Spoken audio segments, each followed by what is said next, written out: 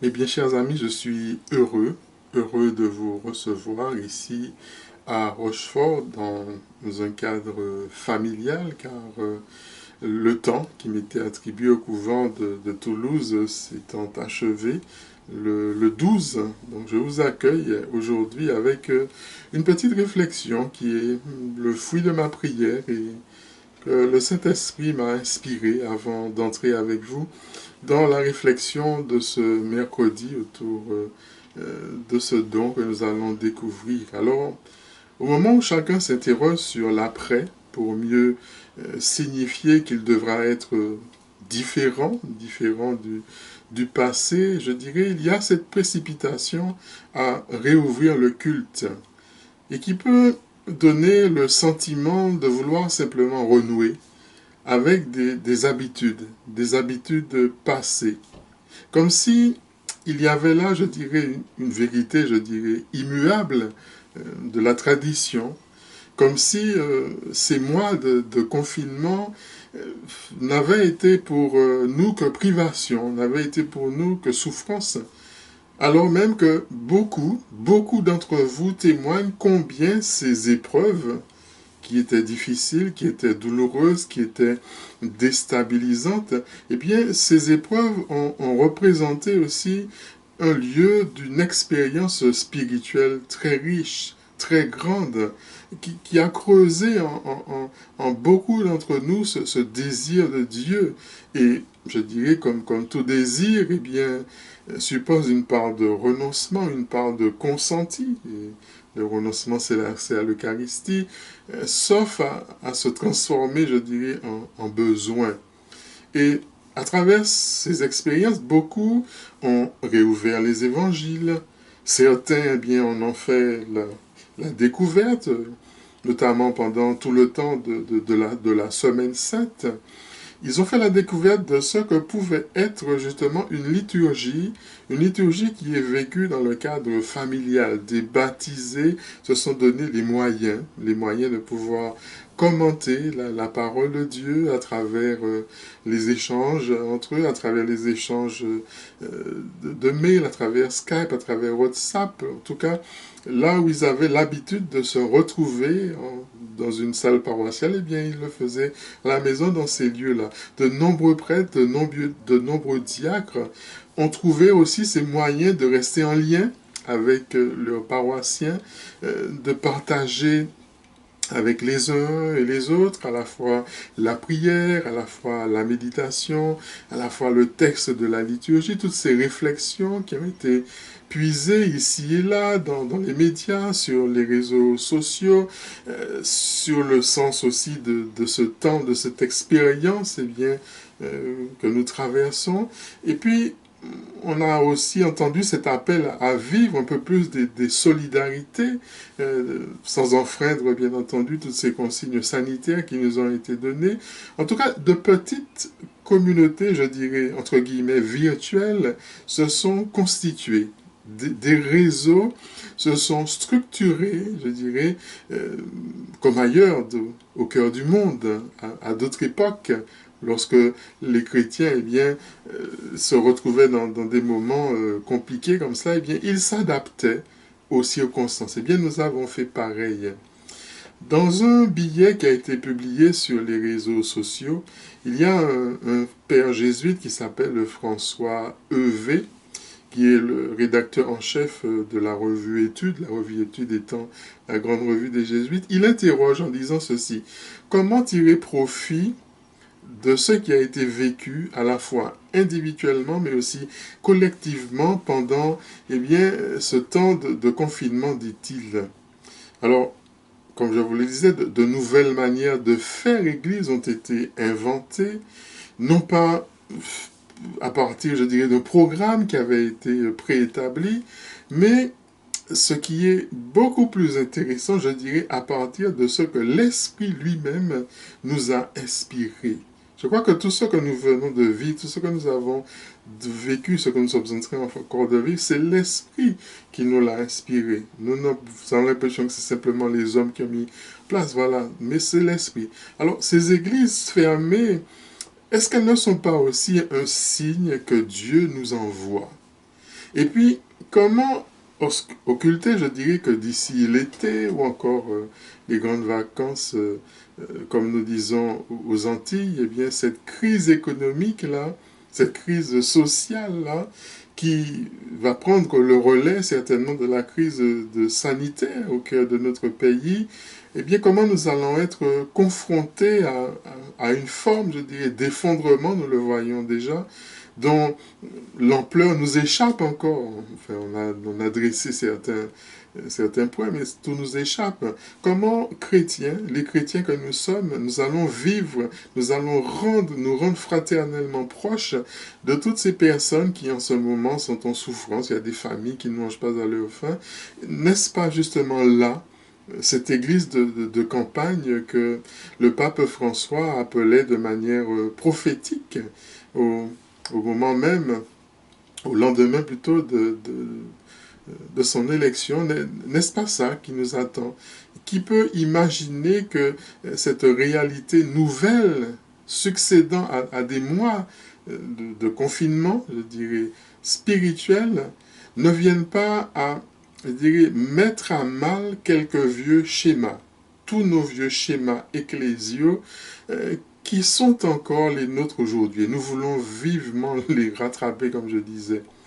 Dans un autre texte qui a été publié sur le site de l'hebdomadaire La Vie, il faut citer, enfin, il faudrait le faire en entier, vous allez chercher, un prêtre sociologue tchèque qui s'appelle le père Thomas Halik, qui interroge en disant que toutes ces églises fermées ne sont-elles pas paradoxalement un signe d'espérance que Dieu nous envoie? Alors, c'est vrai qu'il invitait dans cet article les fidèles à rejoindre dans le monde cette Galilée nouvelle où le Christ nous attend. C'est là aujourd'hui qu'il nous précède. Et il écrit, mais pourquoi, dit-il, avons-nous pendant si longtemps attribué cette évolution qui est la déchristianisation à des influences extérieures, au lieu de comprendre eh bien qu'un autre chapitre peut-être de notre histoire du christianisme eh bien, est en train de s'écrire, un autre chapitre est arrivé à son terme et qu'il est temps de pouvoir se préparer pour un nouveau. Je vous avais dit que Dieu fait une Pentecôte intérieure, il y a quelque chose de nouveau. Et il continue, dans ce monde, le nombre de chercheurs augmente, dit-il, à mesure que le nombre de résidents, c'est-à-dire ceux qui s'identifient à la forme traditionnelle, je dirais, de la religion, diminue. Et qui affirme qu'il y a une espèce d'athéisme là. Eh bien, il nous interroge en nous demandant, mais est-ce que nous pourrions peut-être accepter ces églises vides et silencieuses comme une simple mesure, je dirais, temporaire, mais qui sera bientôt oubliée? Mais nous pouvons aussi l'accueillir, dit-il, comme un kairos, c'est-à-dire un moment opportun pour aller en eau profonde, au cœur de ce monde qui est là en train de se transformer de manière radicale sous nos yeux. Et nous pourrions nous perdre si nous ne laissons pas l'esprit nous conduire. Donc, ne cherchons pas le vivant parmi nos morts, parmi ce fonctionnement, je dirais, que nous avions. Mais cherchons-le avec audace, cherchons-le avec ténacité. Et ne soyons pas surpris s'il nous apparaît comme un étranger à travers ce temps bizarre. Nous le reconnaîtrons à ses plaies. Nous le reconnaîtrons, mes amis, à sa voix. Nous le reconnaîtrons dans l'intime de notre cœur, à l'esprit, cet esprit qui vient apporter en ce moment la paix, qui bannit cette peur. Bref, je dirais plus qu'au déconfinement de nos églises paroissiales, c'est au déconfinement de l'église elle-même que nous sommes invités, à mon sens. Et pour moi, c'est une urgence. Et je dirais même que c'est un chantier que c'est là que moi, personnellement, j'attends une parole prophétique de nos évêques. En osant un dialogue libre, en osant un dialogue généreux, en osant un dialogue ouvert avec l'ensemble des baptisés, et puis aussi de tous ceux et celles qui sont aux périphéries, alors même que l'après, cet après dont on parle, c'est-à-dire l'avenir de notre humanité, je dirais, commune, est à construire. Que le Seigneur nous inspire donc ces paroles nécessaires pour grandir et avancer.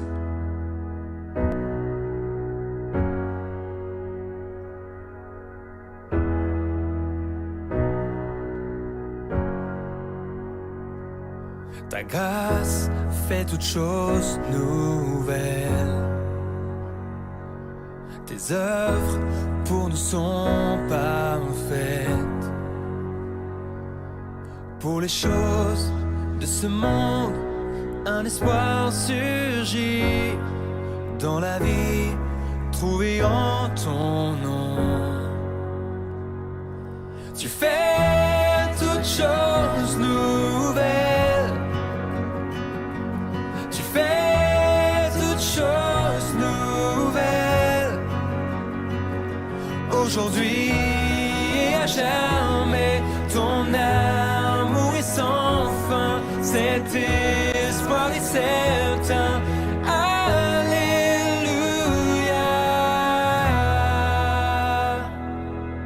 Ma foi est dans l'invisible. Tu es celui qui donne la vie. Par ta voix, tu fais naître ce qui n'est pas. Je suis vivant en toi. Tu fais toutes choses nouvelles. Tu fais toutes choses nouvelles. Aujourd'hui et à jamais, ton amour est sans fin. Cet espoir est certain.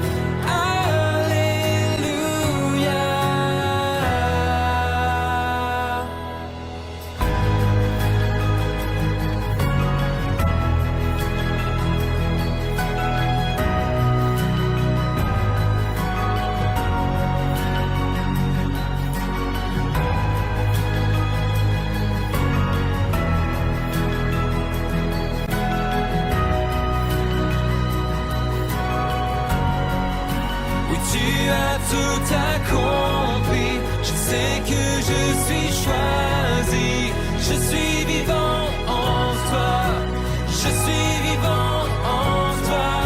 Seigneur, tu restaures toutes choses pour ta gloire. Je suis vivant en toi, je suis vivant en toi.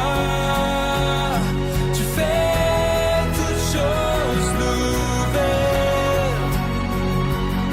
Tu fais toutes choses nouvelles. Aujourd'hui et à jamais, ton amour est sans fin. Cet espoir est certain. Alléluia. Aujourd'hui et à jamais, ton amour est sans fin. Cet espoir est certain.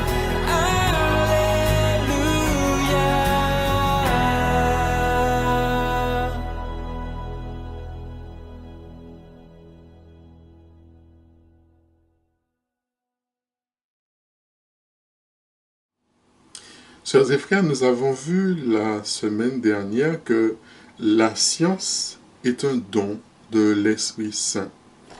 Un don de l'Esprit Saint qui perfectionne le jugement et qui nous permet de discerner avec une grande certitude le vrai du faux, le bien du mal. J'avais omis de vous dire que le don de science est opposé au péché capital de colère. En effet, le don de science nous montre clairement bien que les biens, que les maux de ce monde ne sont ni de vrais biens, ni de vrais maux, que ce qui est appelé mal par les hommes la pauvreté, l'humiliation, la souffrance, n'est pas un vrai mal. Que ce qui est appelé bien par les hommes, c'est-à-dire les richesses, les honneurs, les plaisirs, n'est pas un vrai bien. Mais souvent, un mal est toujours un danger. Et le chrétien qui, grâce au don de science, sait tout cela et dont la volonté est à l'unisson même de sa science, je dirais, a mille raisons de ne point s'irriter, de ne point se mettre en colère. Au contraire, l'âme qui est vide de l'esprit de science est aussitôt remplie de cet esprit de colère. Alors, la raison, elle est toute simple. Elle est toute simple parce que cette âme, elle se fait une fausse idée des choses, parce qu'elle est aveugle dans ses appréciations, elle estime, elle aime, elle craint, mais cela est fait sans règle sûre. Pour elle, les mots sont des biens, et réciproquement. Et comme il lui est aussi impossible de jouir de manière paisible, sans contradiction, sans inquiétude de ce qu'elle appelle bien, eh bien, que de n'être pas, je dirais, chaque jour exposée à ce qu'elle appelle mal, eh bien, elle se trouble. Cette âme, elle se trouble, elle va murmurer, elle va s'irriter, elle va repousser parfois avec violence ce qui porte atteinte à son bonheur. En un mot, eh bien, elle tombe, cette âme, sous l'emprise de la colère. Et elle y tombe par une fausse idée, je dirais, de son droit, ou par une appréciation qui est inexacte des biens et des mots. Alors, ceci est tellement vrai, mes amis, que dans toutes les langues, eh bien, la colère reçoit l'épithète d'aveugle. Et nul n'est mieux appliqué, je dirais, à cela. Fille de l'ignorance, eh bien, la colère empêche justement l'homme de raisonner de manière intelligente parce que, eh bien, vains sont tous les hommes en qui ne réside pas la science de Dieu, nous dit le livre de la sagesse, chapitre 13, verset 1. Voilà, mes amis, nous en sommes rendus dans notre parcours. Alors, nous allons poursuivre notre route aujourd'hui et je vous rejoins après, eh bien, cette pause musicale.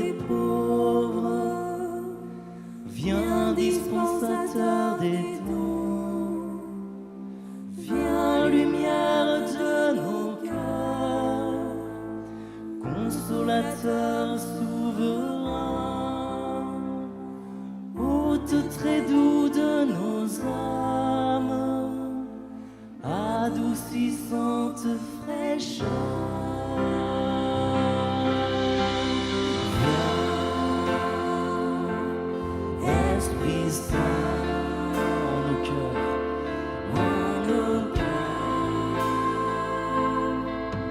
Et on voit du haut du ciel un rayon de ta lumière. Dans le labeur, le repos, dans la fièvre, la fraîcheur, dans les pleurs, le réconfort, ô lumière bienheureuse, viens remplir jusqu'à l'intime le cœur de tous tes fidèles.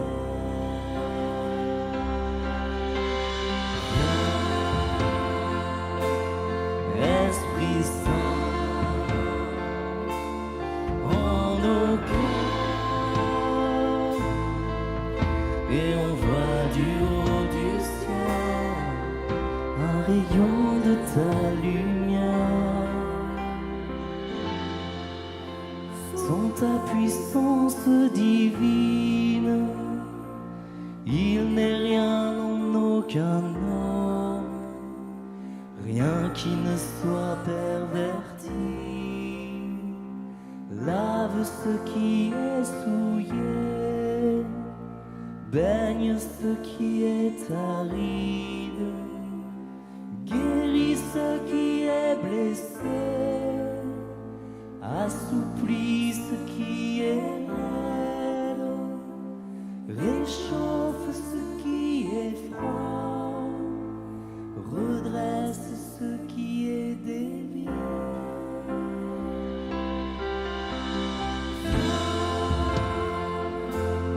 Esprit Saint,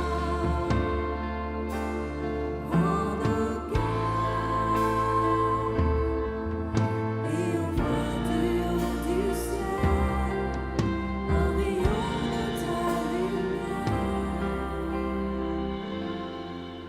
À tous ceux qui ont la foi et qui en toi se confient, donne tes 7 dons sacrés, donne vertu et mérite, donne le salut final, donne la joie éternelle. Amen. De tout votre cœur. Esprit Saint, en nos cœurs, et on voit du haut du ciel un rayon de ta lumière. Esprit Saint, en nos cœurs, et on voit du haut du ciel un rayon de ta lumière.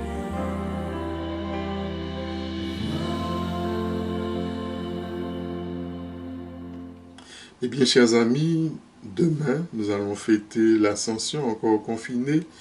Jésus monte au ciel et il nous ouvre le ciel et il a promis qu'il ne nous laisserait pas seuls et qu'il nous enverrait une force. Cette force, c'est l'Esprit Saint. Il nous fait don de son intelligence. Et de quelle intelligence, vous me direz, parle-t-on quand on parle justement du don, de ce don envoyé par l'Esprit Saint? Alors vous aurez compris que il ne s'agit pas bien entendu de l'intelligence humaine, c'est-à-dire de cette capacité intellectuelle dont tout homme est pourvu. Non. L'Esprit Saint nous découvre cette splendeur des vérités et des mystères de notre vie de foi. Donc le don d'intelligence nous permet de détacher nos pensées, de détacher nos affections de toutes les vanités de cette humanité, de l'aspect, je dirais, extérieur de la réalité. Pour le pape François, ce don, il nous fait comprendre, mes amis, les choses comme Dieu les comprend, lui, avec l'intelligence même de Dieu. Alors, ce don de l'esprit, il nous introduit dans cette intimité de Dieu. Et il va nous permettre de pratiquer ce même dessein d'amour qu'il a pour nous. Avec ce don d'intelligence, eh bien, tout va s'éclairer. Nous avons un exemple qui est extrêmement parlant, c'est dans l'évangile selon saint Luc, c'est le récit des pèlerins d'Emmaüs dans le chapitre 23. Donc 2 disciples qui étaient en chemin et qui se désespéraient de la mort de Jésus. Ils ne comprenaient pas non plus le récit de ce que les femmes étaient venues annoncer que Jésus est vivant, qu'il était ressuscité. Se joint alors à eux ce voyageur en quel ils ne reconnaissent pas au premier abord le Christ, et ce voyageur les écoute. Puis, il se met à leur expliquer la profondeur des Écritures, et alors on nous dit que leurs yeux s'ouvrent, tant ceux qui sont sur leur visage que les yeux de leur cœur. Et ils vont renaître, je dirais, à cette espérance, et ils vont comprendre pourquoi Jésus est mort, pourquoi Jésus est ressuscité. Donc, tout devient à ce moment-là cohérent, tout devient à ce moment-là lumineux. Et dans l'énumération classique, le don d'intelligence, il suit immédiatement le don de conseil. C'est-à-dire qu'il n'y a jamais de recherche parfaite de la vérité, c'est-à-dire qu'on ne la trouve jamais complètement si l'illumination, je dirais, intellectuelle ne vient pas en aide. Et le conseil qui est donné sans intelligence devient, mes amis, aussi sans amour. Le pape François nous dit aussi que Jésus, il a voulu nous envoyer l'Esprit Saint. Il a voulu nous envoyer l'Esprit Saint pour que nous ayons ce don, pour que nous puissions comprendre toutes ces choses comme Dieu lui-même les comprend, avec, comme je vous ai dit tout à l'heure, cette intelligence de Dieu. Donc, c'est un beau cadeau. C'est même un grand cadeau que le Seigneur nous a fait à tous. C'est le don de l'Esprit avec lequel nous sommes introduits encore une fois dans cette intimité avec Dieu et qui nous permet de partager pleinement sa vie, cette vie, je dirais, cette relation trinitaire. Alors, l'intelligence, c'est-à-dire intel de l'intérieur, ligens, lire, comprendre, est un don par lequel nous est facilité autant que c'est possible pour un homme mortel l'intelligence de la foi et de tous les divins mystères de Dieu que nous ne pouvons connaître simplement par les lumières naturelles de notre esprit. Et c'est de comprendre les choses, c'est de comprendre les événements et surtout les personnes, mais de l'intérieur, si vous voulez, c'est-à-dire avec le cœur. Avec le cœur, parce que l'extérieur compte bien sûr, c'est vrai, l'histoire, elle est tellement importante, mais ça ne suffit pas.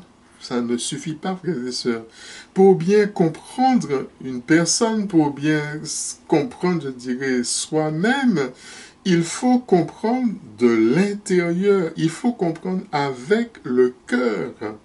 Donc, nous avons besoin d'aborder les choses, nous avons besoin d'aborder les personnes de l'extérieur avec notre intelligence et par l'observation.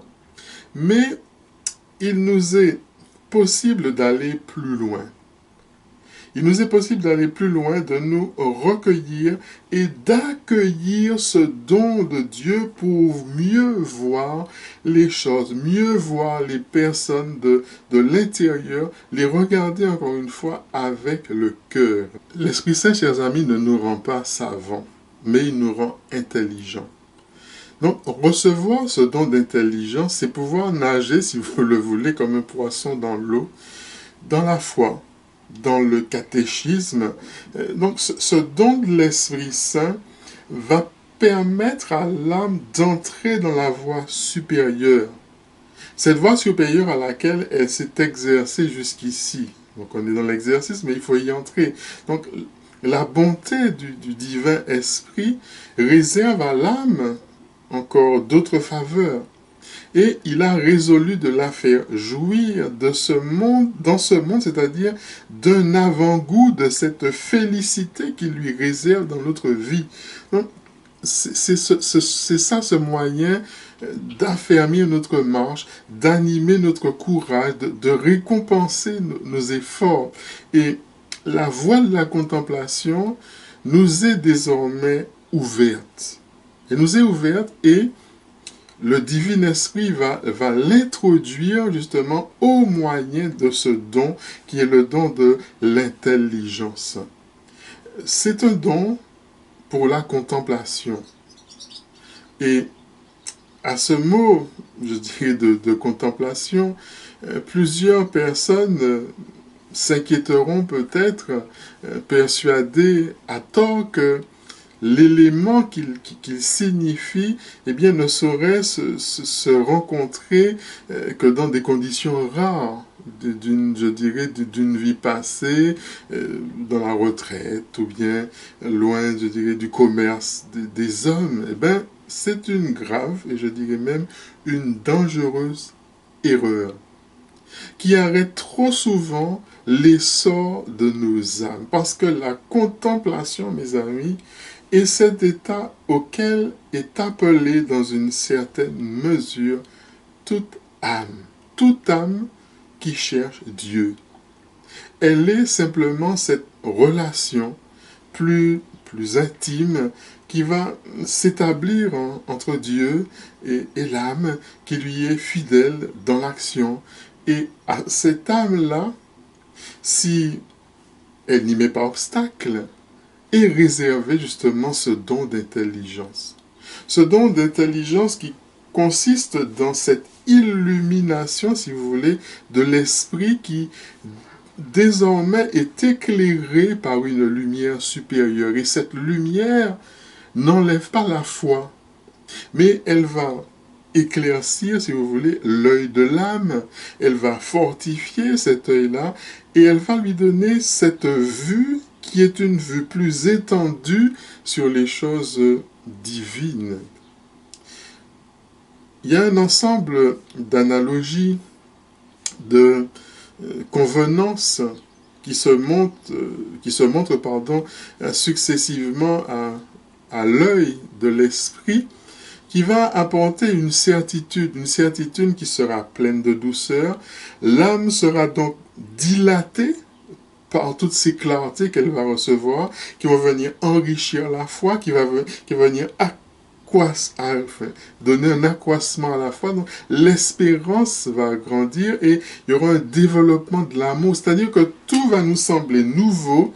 Et quand nous allons regarder derrière nous, eh bien, nous allons comparer et voir clairement que la vérité est toujours la même et maintenant saisie, mais elle est saisie d'une manière qui est incomparable parce que elle sera une vérité, si vous voulez, qui sera complète.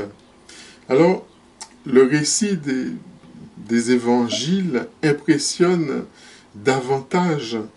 Elle trouve une saveur, je dirais, inconnue pour elle, jusque dans les paroles du Sauveur. C'est-à-dire que on va mieux comprendre le but qui est proposé dans l'institution des sacrements, dans la Sainte Liturgie. Tout cela va nous toucher. Toutes les formules que nous disons, nous allons les saisir, mais dans leur profondeur, et je dirais même quelquefois même, eh bien, l'Esprit va nous instruire par une parole intérieure que notre âme entend. Et éclairée, eh bien, notre situation, nous la verrons d'un jour nouveau. Donc, désormais, le monde, toutes ces vaines erreurs seront appréciées pour ce qu'ils sont. Et l'âme, à ce moment-là, pourra être purifiée de toutes ces autres attaches, de toutes ces autres complaisances qu'elle voudrait, je dirais encore, conserver pour elle-même. Et le don d'intelligence, il répand aussi dans nos âmes cette connaissance de notre propre chemin. Parce qu'il va nous aider à comprendre combien Dieu est sage et miséricordieux et combien nous devons entrer dans ses desseins. C'est vrai qu'il parfois nous dépasse. C'est ces desseins qui nous portent et qui nous invitent à aller un peu toujours en avant. Et nous voyons que si nous voulons maîtriser nous-mêmes, eh bien nous allons manquer notre but.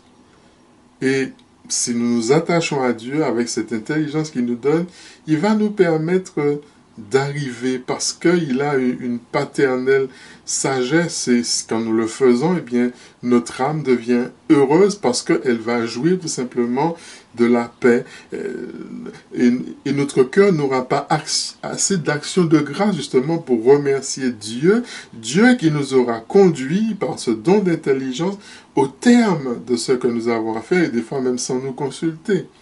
Alors, s'il arrive que nous soyons appelés à donner des conseils, à exercer peut-être une direction par devoir ou par motif de charité, eh bien, il est important de nous confier à l'esprit d'intelligence parce que le don d'intelligence, justement, va nous éclairer aussi pour les autres comme pour nous-mêmes.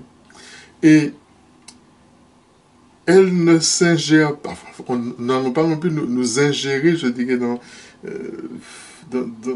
la vie des autres, mais si Dieu nous donne, je dirais, si notre intelligence est interrogée, eh bien, elle va répondre. Nous allons simplement répondre, et les réponses, elles seront lumineuses. Lumineuses comme un flambeau qui vont éclairer la vie de cette personne, notre vie, et je dirais dans une vie qui est occupée, dans une vie qui est remplie par des devoirs, au sein même de toutes les distractions qu'il y a, eh ben, l'âme, elle va être prête à se livrer parce que elle aura été fidèle, elle aura conservé, elle aura été recueillie. Donc, qu'elle soit donc simple, qu'elle soit petite et que Dieu cache tout cela au superbe. Il a révélé les choses au petit. Il se manifeste justement à cette petitesse.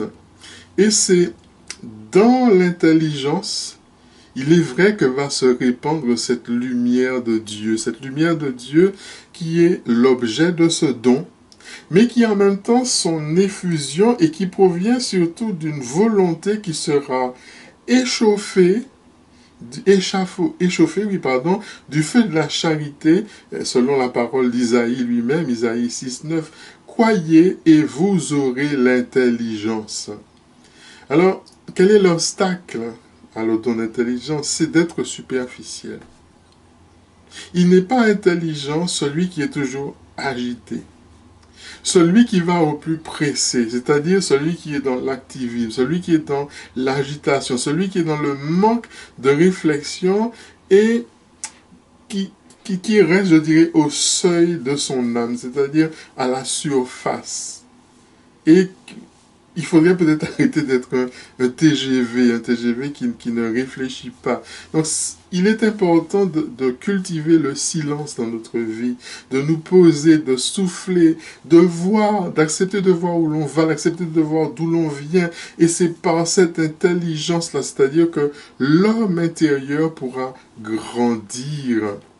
Voilà, mes amis, tel est ce don d'intelligence qui est, encore une fois, une véritable illumination de l'âme chrétienne et qui se fait sentir à elle en proportion de cette fidélité-là à user des autres dons. Comme je vous l'ai dit, les dons s'interpénètrent. Celui-ci ne conserve pas l'humilité, la modération des désirs, le recueillement intérieur, une conduite dissipée. On arrêterait justement le développement et pourrait même l'étouffer. Et donc, il est important d'entrer dans cette paix, si vous voulez, non pas dans cet effort que nous faisons nous-mêmes, mais dans l'effort que l'Esprit lui-même nous suscite. Alors, quels sont les moyens pour entrer dans ce don d'intelligence? C'est un proverbe de l'école française de spiritualité que Saint Vincent de Paul et bien d'autres ont souvent utilisé. Une nuit, une messe. Ça veut dire une nuit, c'est-à-dire laissons passer un peu de temps. On verra mieux l'essentiel. Un peu de patience, même s'il y a de l'urgence, et une messe, eh bien nous allons confier cette situation, je dirais de manière complète, parce que la messe, tout est accompli complètement à Dieu, c'est-à-dire qu'on va la remettre à son bon vouloir, qui est salut de tous. Et après, eh bien, on va donner son avis, après on va prendre une décision au regard de Dieu, alors cela pourrait avoir beaucoup de conséquences. Donc, si vous voulez, finalement, la décision, elle sera prise, mais elle sera prise assez éloignée, c'est-à-dire de notre première réaction, parce que l'Esprit Saint nous aura rendus plus intelligents. Et l'esprit d'intelligence se rapporte à la 6e béatitude. Bienheureux ceux qui ont le cœur pur, parce qu'ils verront Dieu.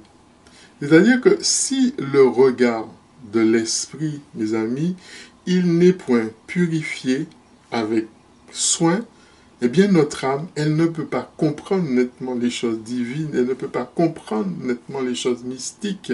Parce que vraiment, il est écrit, l'Esprit Saint de la discipline fuira justement la fiction, se dérobera aux pensées qui sont sans intelligence, au livre de la sagesse, le verset 1, chapitre 5.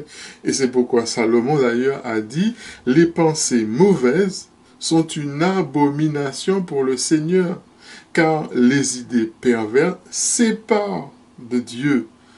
Sagesse encore 1, verset 3.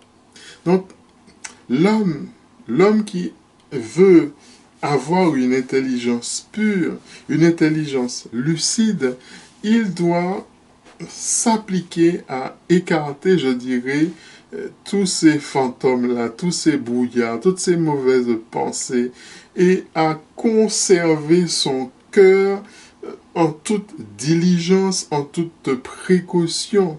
Donc, c'est Salomon encore qui écrit, « Gardez votre cœur avec toute l'attention possible, parce que c'est de lui que procède la vie. » Proverbe 4, verset 13. Alors, nul doute, mes amis, qu'un tel don ne soit d'un secours immense, d'un secours vraiment immense pour le salut, pour la sanctification de l'âme. Et nous devons l'implorer du divin Esprit Saint avec beaucoup d'ardeur, l'ardeur de notre désir, en demeurant convaincus que nous allons l'atteindre plus sûrement par l'élan de notre cœur que par l'effort de notre esprit.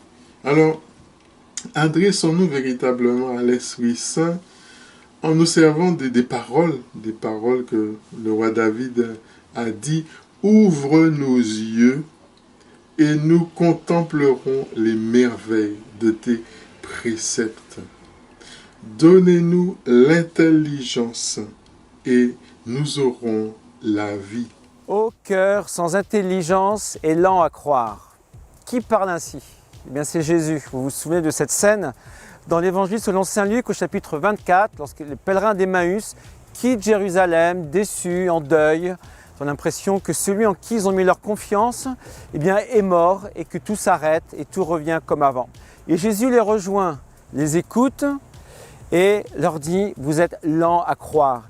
Et à partir de Moïse, en passant par les prophètes et les psaumes, Jésus leur explique tout ce qui le concerne. Et à ce moment-là, les apôtres commencent à croire. Leur cœur n'est plus sans intelligence. Et bien de la même façon, le don d'intelligence nous aide à croire, à avoir la foi. Le don d'intelligence nous aide à lire la Bible qui est écrite par le Saint-Esprit, mais avec des mots humains, à comprendre ce que Dieu veut nous dire. Le don d'intelligence nous aide à comprendre ce que Dieu nous révèle de lui et ce qu'il révèle de nous. Quand on lit la Bible, ce sont des mots de tous les jours, ce sont des mots humains qui nous disent pourtant des réalités divines, surnaturelles et éternelles. Comment est-ce que des mots humains peuvent comprendre quelque chose de divin? Eh bien, le don d'intelligence nous aide à poser un acte de foi en tout ce que Dieu nous dit de lui et de nous. Le don d'intelligence nous aide aussi à comprendre le sens des sacrements, qui sont des signes et des gestes de la foi. Comment, à travers ces signes tout simples, où on utilise de l'eau, du vin, du pain, de l'huile, comment est-ce qu'il y a des conséquences divines, surnaturelles dans notre vie? Eh bien, pour le comprendre, le don d'intelligence nous aide à voir au-delà de ce qui est visible. Le don d'intelligence nous aide aussi à comprendre les paroles que nous disons dans le « Je crois en Dieu ». On le dit parfois par cœur, sans bien faire attention. Et voilà que souvent, ce sont des choses que l'on répète, sans vraiment très bien croire ce que l'on est en train de dire, ou est-ce que nous serions capables de rendre compte de ce que nous disons? Eh bien, le don d'intelligence nous aide à comprendre ce que le credo nous dit. Alors pas à le comprendre d'une façon, comme un cours qu'il faut apprendre, mais à comprendre ce que Dieu nous dit dans les circonstances concrètes de notre histoire. Je vous donne un exemple. Dans le credo, nous disons « Je crois en la vie éternelle ». Et si je traverse un deuil, je viens de perdre quelqu'un de très cher, eh bien voilà que le don d'intelligence me fait comprendre qu'à travers cette expérience, cette étape de ma vie, ce deuil, que ces paroles « Je crois en la vie éternelle » deviennent un véritable acte de foi, là, maintenant, dans ma vie, au cours de ce moment que je traverse. Alors, comme pour chaque don, demandez le don d'intelligence. Il va mettre votre intelligence, il va l'ouvrir à la parole de Dieu pour que ce que Dieu nous dit prenne une dimension divine à travers notre intelligence qui est toujours limitée. Le don d'intelligence l'ouvre à ce qui est divin. Quels sont les moyens maintenant, mes amis, pour obtenir le don d'intelligence? Celui qui me suit ne marchera pas dans les ténèbres. C'est ce que nous lisons dans l'évangile de Jean, au chapitre 8, le verset 12. Donc vous aurez compris que le premier moyen, c'est la prière. Prions Dieu sans cesse, avec ardeur, de nous donner ce don. Prions-en le Père que Saint Jacques appelle le Père des Lumières. Nous trouvons ça dans l'épître de Jacques, le chapitre 1, le verset 27. Prions aussi le Fils qui a cette connaissance du Père. Et prions aussi le Saint-Esprit à qui il appartient, je dirais de manière propre, de nous en faire la distribution d'une fois, si on peut parler ainsi. Donc disons à Dieu avec David, mais donne-moi l'intelligence et je scruterai ta loi et je la garderai de tout mon cœur. Dessille les yeux de mon âme et je considérerai tes merveilles parce que je suis ton serviteur. Donne-moi l'intelligence afin que j'entende. Et que j'entende quoi? Que j'entende tes commandements. Donne-moi l'intelligence, dit encore David, et je vivrai. Nous trouvons ça au psaume 18, au psaume 125, au psaume 144. Deuxième chose pour avoir ce don d'intelligence, c'est la foi et l'humilité. Alors, s'il est vrai de dire que l'intelligence éclaire, que l'intelligence vivifie la foi, il n'est pas moins certain quelle est la récompense d'une adhésion, mais d'une adhésion docile, d'une adhésion sincère aux vérités de Dieu. Si vous ne croyez pas, vous n'aurez point l'intelligence. Isaïe 4, 9.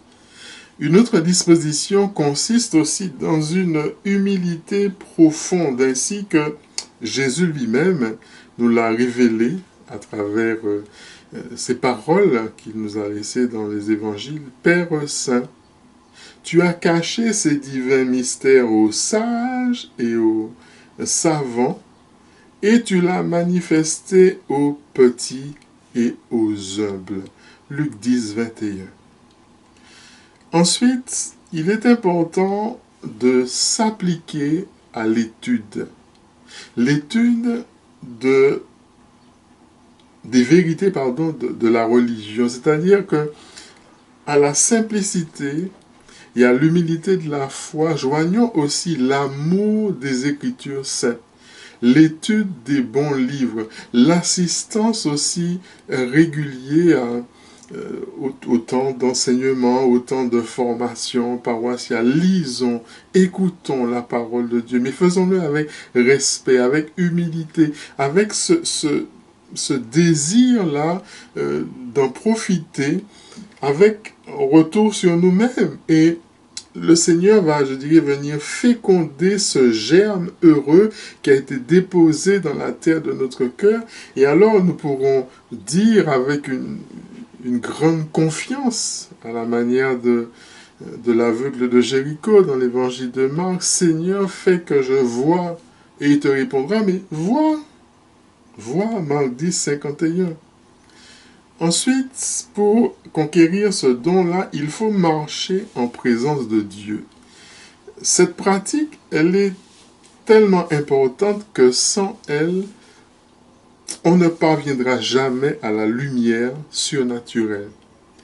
Il ne semble presque pas possible qu'un esprit qui est divisé par une multitude d'objets et qui ne peut les ramasser tous, je dirais, dans la raison commune de Dieu et son intelligence, je dirais, assez recueillie pour recevoir tranquillement cette effusion de lumière qui vient du cœur même de Dieu.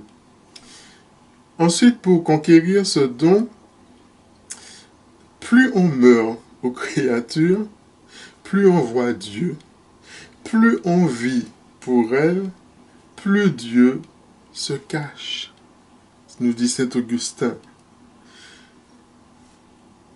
Notre esprit, il est naturellement dans les ténèbres. Il est naturellement dans les ténèbres à l'égard des choses spirituelles. Et ces ténèbres, c'est-à-dire qui sont nos péchés, vous l'avez compris, nos passions, nos affections déréglées, les rendre de plus en plus profondes. Et on les remarque d'une manière sensible à travers toutes ces personnes qui sont en état de péché mortel, comme on dit. Le roi David, qui avait reçu de grandes connaissances à la fois sur Dieu, cependant, après son péché, eh ben, il a été 9 mois sans se connaître. Et il n'a pu ouvrir ses yeux que parce que Dieu l'avait envoyé, le prophète Nathan, pour lui représenter eh bien, son mauvais état d'âme. Salomon avait été rempli de grandes lumières. Et pourtant, eh bien, quand son cœur a été lui aussi égaré à travers les plaisirs des sens, ben, il est allé jusqu'à adorer des faux dieux, à se prosterner devant des idoles impures. Donc, si nous voulons véritablement recevoir, mes amis, ce don d'intelligence, il nous faut conserver de manière précieuse le trésor de la grâce. Et si nous voulons que ce don eh bien, soit en nous avec abondance, eh bien, purifions de plus en plus notre âme de toutes les souillures du péché. C'est bienheureux le cœur pur. Comme je vous ai dit, c'est cette béatitude que bienheureux le cœur pur, parce qu'ils verront Dieu. Matthieu 5 et 8. Donc, comme vous l'avez compris, c'est la 6e béatitude qui correspond à ce don. Bienheureux ceux qui ont le cœur pur, c'est-à-dire ceux qui vont répondre au don d'intelligence, parce que, dit saint Augustin, l'intelligence convient à ceux qui ont le cœur pur et qui, de leur œil purifié, peuvent voir que l'œil corporel, eh bien, il n'a pas vu. Alors, quel est le fruit du Saint-Esprit qui a rapport à ce don, aussi bien qu'aux autres, et qui éclaire l'entendement? Eh bien, le fruit, c'est la foi. Parce que la foi précède les dons, et elle est au fondement en même temps de ces dons, et qui vont perfectionner la foi, c'est-à-dire qu'il faut croire, dit saint Augustin, et se bien affermi dans cette pieuse affection qui est nécessaire à la foi. Donc, ensuite, les dons du Saint-Esprit vont venir et rendre la foi plus pénétrante, plus vive, plus parfaite, si vous voulez. Aussitôt que l'Esprit Saint nous éclaire, il va changer justement les affections humaines. C'est-à-dire, on cesse d'être d'une certaine manière ce qu'on était, et on devient ce qu'on n'était pas, dit saint Grégoire. L'intelligence nous permet d'entrer dans cela. Plusieurs fidèles étaient avec saint Antoine lorsqu'il a entendu ces paroles de l'Évangile, qui ont résonné. Si vous voulez être parfait, vendez ce que vous avez, donnez-le aux pauvres, et vous aurez un trésor dans le ciel. Mais Antoine, il est éclairé du don d'intelligence. Il va pénétrer le sens de ces paroles. Il va donner ses biens aux pauvres. Il se retire au cœur du désert. Et il devient bien le plus illustre des patriarches de la vie religieuse. Saint François Xavier, par exemple, il avait déjà souvent entendu cette parole de l'Évangile que saint Ignace lui rappelait. Que sert à l'homme de gagner le monde entier s'il vient à perdre son âme? Et il ne l'avait pas comprise, et Ignace va prier, et il va obtenir cette grâce de l'intelligence pour ce jeune ambitieux. Il lui adresse de nouveau la même parole, et cette fois, eh bien, saint François Xavier, il est frappé. Cette parole est pour lui véritablement une lumière éclatante qui va venir illuminer son esprit, une grâce tellement puissante qui va entraîner son cœur. Sans effet, Dieu a créé de nouveau cette âme. Et l'Église aura l'apôtre des Indes à travers Saint François Xavier. Le don d'intelligence est opposé au vice qui est la gourmandise, péché capital. C'est-à-dire que l'intelligence est un don du Saint-Esprit qui va nous permettre de comprendre, qui va nous permettre de pénétrer, on l'a vu, les vérités surnaturelles. Le don d'intelligence est donc opposé à la gourmandise parce que, justement, rien de plus pernicieux, mes amis, que la gourmandise. Rien de plus ignominieux que la gourmandise parce qu'elle va rendre l'esprit obtus, elle va rendre l'esprit grossier, elle va rendre l'âme charnelle, elle aveugle l'entendement et ne lui permet plus de rien voir. Donc, sur ce point, comme sur tous les autres, l'Église est donc l'organe, cet organe infaillible d'une foi fondamentale. C'est-à-dire que quand vous prenez l'une des préfaces du Carême, qui rappelle au monde entier ces vérités qui sont peu comprises de nos jours, c'est-à-dire que le jeûne réprime les vicieux penchants du corps. Le jeûne va élever l'esprit. Le jeûne va donner la vigueur à la vertu. Le jeûne va conduire à la victoire. Et ce vice-là, la gourmandise, engendre la folie. Parce que c'est l'excès des aliments, il est important d'avoir une victoire de l'esprit sur la chair. Donc c'est important de prendre conscience que voilà, ce don-là d'intelligence nous aide à combattre véritablement toute cette gourmandise, ces plaisirs bouillants, ces fêtes qui sont immodérées, cet inévitable excès. Donc l'Esprit Saint, il nous donne entre beaucoup d'autres une éclatante preuve de cette triste vérité, dans l'exemple mémorable qui est celui du veau d'or, tout simplement.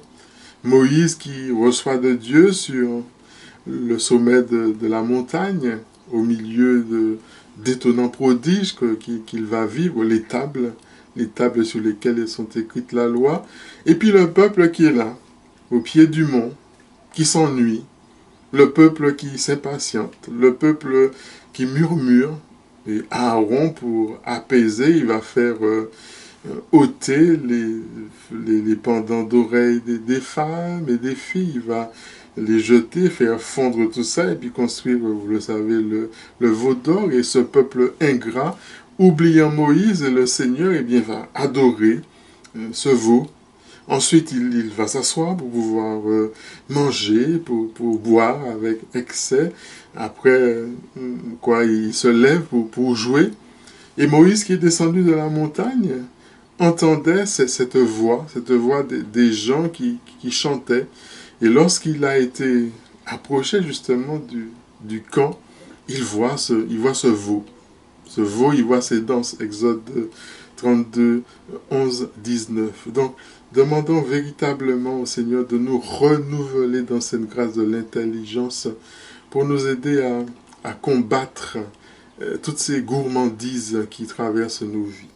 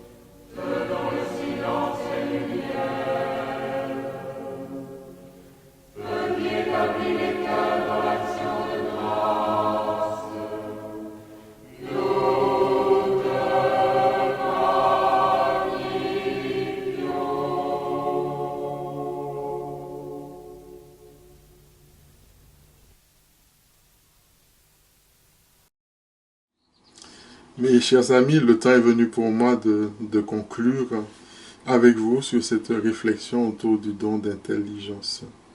Alors, on peut peut-être mieux comprendre pourquoi on parle parfois de purification dans la vie spirituelle et justement, si vous l'avez bien suivi ce que j'ai dit, le don d'intelligence doit, s'il est bien reçu, s'il est bien appliqué, nous permettre justement d'avancer à travers la nuit, comme dirait Saint Jean de la Croix, nuit des sens, nuit des puissances de l'âme, nuit de l'esprit, c'est-à-dire que nous avons cette faculté de comprendre qui est la raison, on l'a dit, et d'aimer qui est la volonté, alors qui sont très fortes, mais qui sont limitées.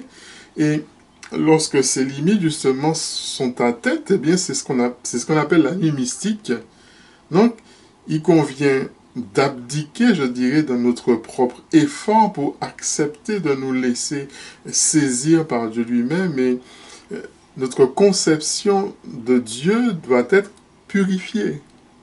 Dieu Père Fouettard, ou conception, je dirais, sentimentaliste à l'eau de rose ou encore doloriste, parce que mes pensées, eh bien, ne sont pas vos pensées et mes chemins ne sont pas vos chemins.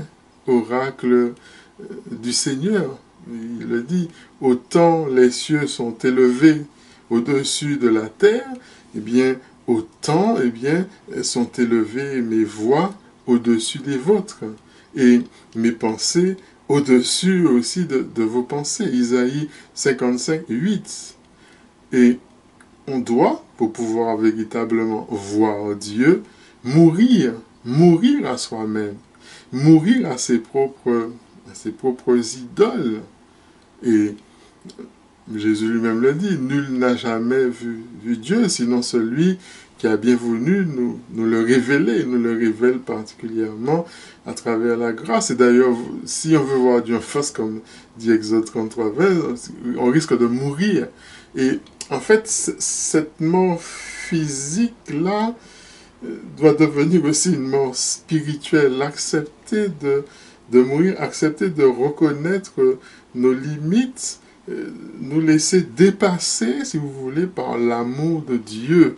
Et encore une fois, la prière est certainement un moyen d'y parvenir, et encore plus l'adoration eucharistique nous permet d'entrer dans cette vraie intelligence, c'est-à-dire que tout ce que nous pouvons connaître de Dieu au plan intelligible, il ne suffit plus devant le sacrement. On a beau connaître plein de choses, mais l'adoration silencieuse, c'est quelque chose qui est extraordinaire. Donc, entrons dans cette grâce-là, en demandant maintenant sur nous la grâce de l'Esprit Saint. Au nom du Père, et du Fils, et du Saint-Esprit. Amen. Ô Esprit Saint, qui vous plaisez à faire briller votre lumière sur les âmes humbles, droites et pures, tandis que vous la refusez aux orgueilleux, aux prudents du siècle, et à tous ceux qui sont esclaves de leur passion. Je ne mérite pas que vous m'éclairiez, mais si orgueilleux, si misérable, si sensuel, les péchés innombrables que j'ai commis, mes attaches aux créatures, mes passions ont accumulé sur mon âme d'épais nuages que les rayons de votre lumière ne peuvent pénétrer. Oh, je vous en supplie, par les mérites de Jésus-Christ, par l'intercession toute puissante de votre chère épouse, la très sainte Vierge Marie, daignez dissiper ces nuages en me pardonnant tous mes péchés, en détachant entièrement mon cœur de mon cœur ces affections terrestres. Faites briller sur mon âme malgré son indignité, les célestes rayons du don d'intelligence, afin qu'elle découvre les beautés cachées des vérités de la foi et des mystères de la religion. À la vue de ces splendeurs, que mon cœur s'enflamme d'amour pour Dieu et de zèle pour faire aimer aussi des autres. Il fera ses délices de la prière et de l'oraison. Il soupirera sans cesse après la beauté incréée, après le face-à-face divin. Ô Esprit Saint, ne méprisez pas ma prière, ne me laissez pas plus longtemps dans l'obscurité. Accordez-moi le don d'intelligence. Alors je vivrai d'une vie nouvelle, d'une vie d'amour et de ferveur, en attendant que j'aille vivre auprès de vous, dans le ciel de la vie des bienheureux. Ô Marie, épouse chérie de l'esprit de vérité, obtenez-moi, je vous prie, le don précieux d'intelligence. Soyez remerciés pour votre confiance et votre fidélité, puisque notre communion fraternelle perdure au-delà du confinement, car en ces temps difficiles, nous avons plus que jamais besoin de rester unis dans la prière et de nous réconforter mutuellement. Demeurons dans la bénédiction de la Trinité Sainte et confions-nous les uns les autres à l'intercession de la Vierge, à la protection de Saint Joseph. Et que Dieu, dans sa grâce, bénisse chacun et chacune d'entre vous au nom du Père et du Fils et du Saint-Esprit. Amen. Ainsi s'achève notre rencontre de ce jour. J'aurai plaisir à vous retrouver mercredi prochain, vous l'aurez compris, pour le don de sagesse. Et puis à partir de vendredi, vous aurez sur le site des fraternités la neuvaine qui nous permettra de vivre ce temps de neuvaine, de préparation à la Pentecôte. Que la grâce du Seigneur soit encore répandue sur vous. Je vous dis déjà une bonne fête de l'Ascension pour demain. Soyez bénis, que Dieu vous garde et à très bientôt.